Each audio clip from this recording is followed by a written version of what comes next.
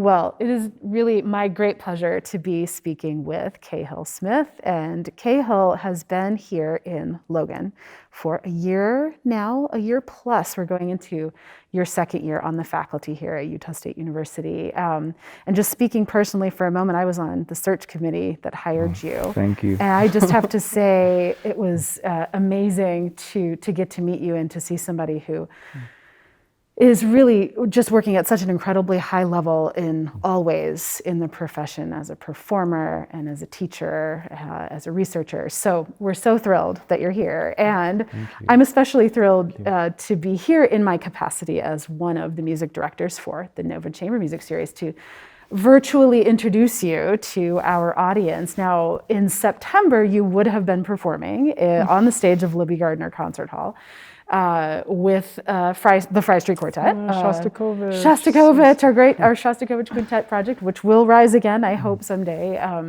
But we were also going to hear some Medtner on that program. And thankfully, we still do get to hear some Medtner.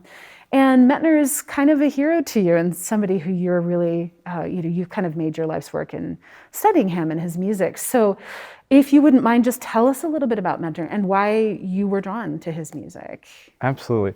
But first, thanks again for asking me on the series. I was so looking forward to Shostakovich and meeting your audience too. So I haven't played a concert in Salt Lake City so far. So I'm looking forward to soon meeting this great audience one day. But thanks again for having me and for taking the time. Yeah, Medtner is, I think, for me, just one of the most captivating composers that seems to be less heard than others. So don't know how to say that quickly. Just the quality of his music and how it speaks to me doesn't seem to match up with how well he's known or not known. Yeah. And so yeah, his music is very special to me personally, and I think it's starting on a kind of upward trend, at least among pianists, to be more popular in the concert repertoire, and then in academia as well as pieces that are taught and appreciated in the general piano audience. And he's a little bit like Chopin in that he didn't write a piece that excludes the piano. So it's all piano music or with piano.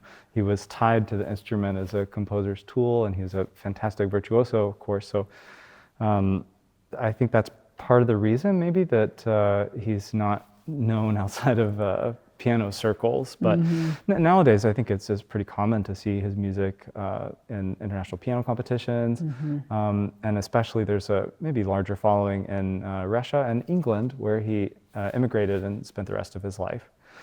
So I don't want to sit here and drone on forever about him. I don't know what it is that you're interested in hearing about. Well, maybe just a little bit about the pieces that you chose to play today. Yeah, absolutely. So for people that don't know him in general, he's I like to think of him as a cousin or best friend of Rachmaninoff, and the latter is actually true. They were great friends through their entire lives and relied on each other for artistic advice and just sharing music. Their wives were good friends as well.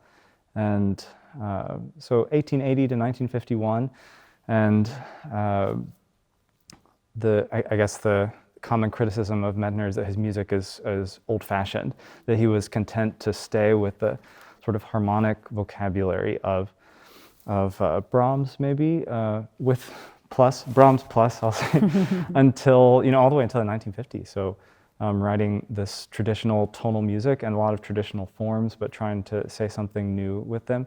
And I think for that reason, he was maybe skipped over in his time period. He admitted himself that he felt he was an anachronism, that his music didn't belong in that time period. And he was born a century too late, is how he said it. Because he was fascinated with Beethoven and with sonata form. Really, he's the most prolific composer of sonatas after Beethoven for the piano. He has 14 solo piano sonatas, and they're pretty big, substantial works too. So I didn't record any of those because they're heavy-handed and long to listen to. So What I am presenting today is just 4 little short character pieces that I really love and have enjoyed playing and learning. And also because they're a big challenge for me. Every single one of those pieces has something about it that was kind of a new technique or new struggle, I guess, to get through. And I think all of his pieces are like that. It's very similar to Brahms in that every piece is quite different and it develops out of its own self-contained logic. So there's always something to do and always something that throws you for a loop and performance. So those pieces, the first one that I'm playing is his first published piece. It's from 8 Mood Pictures, Opus 1. I think he wrote this when he was about 16 years old, still as a school student. The second piece is from Opus 38. It's from a book of forgotten melodies, not forgotten because it's Medtner and we all forgot him, but that's the actual title of the book. And the second and third one are from the second book of forgotten melodies. So he made a few collections of those. And yeah, just to give a few notes about the pieces themselves, the first one, this first published piece, it has a kind of mysterious story behind it that he claims is true, but I don't know that anyone has ever followed up on.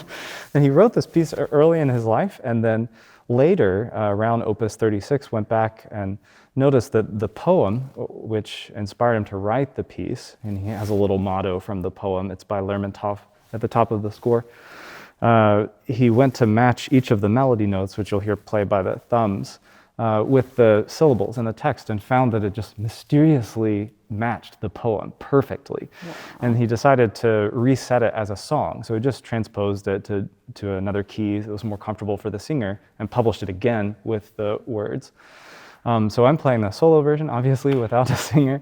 And it's a polyrhythmic challenge, I think I was showing you before, with this very strange and complicated, for a first piece, I think it's just amazing, the mastery of rhythm and harmony there. Ends up sounding like just a beautiful duet for the thumbs. And it feels uncomfortable to play, but in the end, when you listen, it sounds very smooth and very beautiful with all of these rhythms put together. The second piece is called Canzone Serenata, or like a night song. This has a little quotation from another sonata in that set. His idea with that set was to give a big piano sonata and then a lot of little character pieces afterwards that sort of play on the themes from the sonata. And the last piece is like a coda to the sonata. He's trying to create this large concert experience for everyone.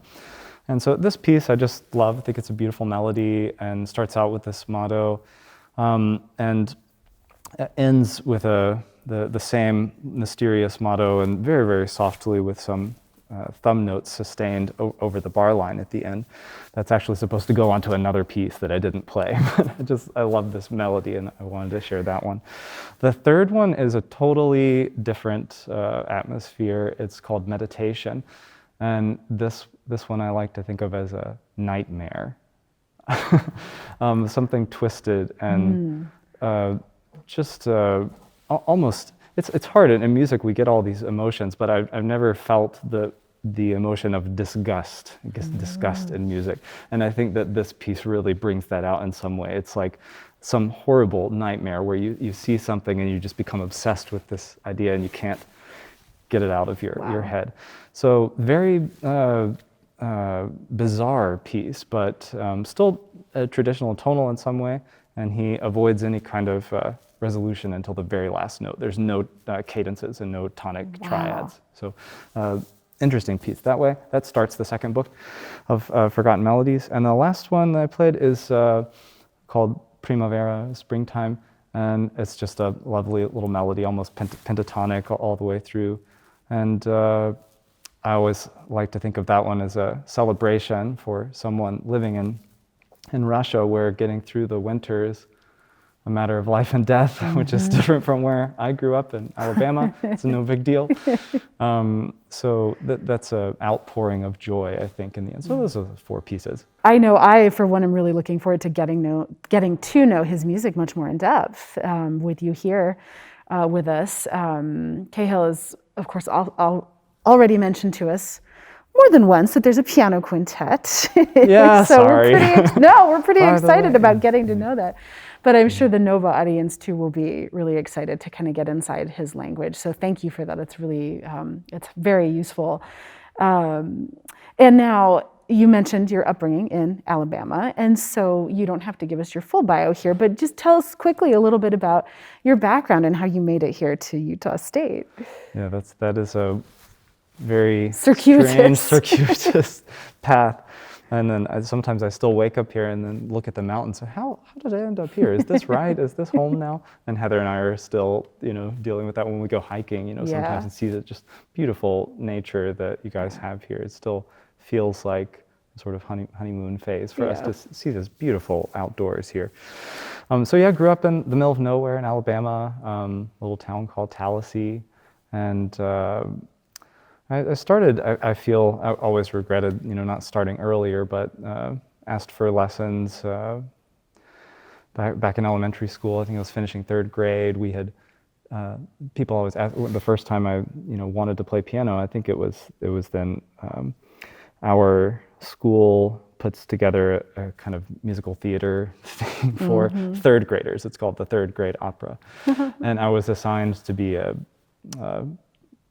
performer, like an actor and a composer. I didn't know anything about either of those, but we sat in a room with, now I realize, a very talented 3rd grade teacher with amazing musicianship who would come up with these songs with us. She was transposing at the keyboard, coming up with lyrics, and I was just fascinated watching her, get around that. It was inspiring to me. So I asked if I could have lessons then, and moved on to a really wonderful teacher in Alabama who really changed my palette, I guess, for music that I listened to, because I grew up with mostly just country and bluegrass, and that's still a big part of my, I won't call it wasted space, but lots of country lyrics stuck up there. Anyways, when I first was introduced to classical music, I just fell in love with those, so excited about it, interested in the sounds, and just hadn't been exposed to it enough as a kid. So I started about 15 to just listen to things obsessively with my teacher, and that really helped me to get going. And I think that sort of sparked the interest. And so I went to college in Alabama, got to study with a Van Cliburn silver medalist there, Yakov Kazman, and he really helped to push me, I think, through that time period. And I moved to your home, Michigan, for a couple of years and did some school there with Arthur Green and University of Michigan. Moved to New York, upstate New York, another freezing cold place in Rochester for a DMA. And then before I moved to Utah, I was teaching at a liberal arts school in Tennessee called Lee University. Small school there, but with a real wonderful music program and some really incredible pianists. Yes. So I was really lucky to land there, and I was able to have so many great musical experiences there, not only with my colleagues, but with students as well. I think that really helped me to get a developed taste for teaching and to just really love doing that. So now I'm here doing the same thing. And I think the first time I heard about Utah State was from a friend of mine who lives down in Ogden, and he mentioned that there's this really wonderful institution here looking for a piano teacher. So I applied and came out to visit and met you guys for the first time. I think it was February, and yeah, now I'm here. Yeah, you're a Utahan now. Yeah, I guess so. Yeah, I have a driver's license now, so it's official. You're official. Yeah. Well, you mentioned hiking, so of course you've already certainly availed yourselves of some of the incredible beauty that surrounds you. That's something that's so enticing for so many of us when we're first looking here. Well, I happen to know on good authority too that you know quite a lot about the cello and piano repertoire, and maybe you could just share with our Nova audience why that is that you know that repertoire as well as you do. I feel pretty ashamed about my string repertoire knowledge. You know all the piano music, which is awesome for you. Are you a pianist? Do you play as well? Not very well. Your husband does, right? Yes, my husband does. So yeah, that's also a joy of marriage. My wife is a cellist, and so of course I have a very soft spot for the cello. Who doesn't? It's an amazing instrument it just cuts to your core with the vocal quality of it. So yeah, my wife is Heather, and she plays cello beautifully, and we've enjoyed playing a lot of music together. And she is now, transitioning a little bit to a different career, but I'm still trying to get her to play as much as she can because I bet. I love the repertoire so much. It's so beautiful. It's so great. Well, you referenced her changing career. Heather is actually, for those Salt Lakers listening, of course, she is just starting medical school at the University of Utah. So I hope we'll see her when she can come to some of these Sunday afternoon concerts at Nova. And selfishly, of course, now as the cellist, I know that this means that maybe I'll be able to get some real estate, some time with you more easily because she is otherwise occupied. So, well, Cahill, it's really been a pleasure. Thank you for sharing a little bit about yourself and especially about the music. It's delightful, and we're just so thrilled to have you as part of the Nova family going forward. And of course, we can't wait to have you there in person sooner rather than later, I hope. So. That's so sweet. I can't wait to meet the audience, but also just to go and listen. I just, now more than ever, we were just talking before we started how important it is to listen to music live and to feel that connection. I'm so excited to go down there and listen to, just be an audience member. That's my favorite part. Yeah. So yes, thank you. Thanks for having me, and thanks for giving Medtner a little spot. Absolutely. No, glad to have a platform for it. And I'll say to your audience, if you have time for a second listening, for me, this music is similar to, I guess, to Brahms and some other composers, that the second time it kind of opens up and it really, I think, richly pays back the time for a second listening in a different way. That's great. Thanks for having me and for including that music. Absolutely. Well, and I guess we could say that's one of the many silver linings of our pandemic situation, right? Is that if this is in fact released online, then people can listen again. It's very easy. If they do. It's not now. It's not the live experience, but we get the benefit of that, to get to listen again and maybe again, to get to know it. So thank you, Cahill. Absolutely. Thanks for having me.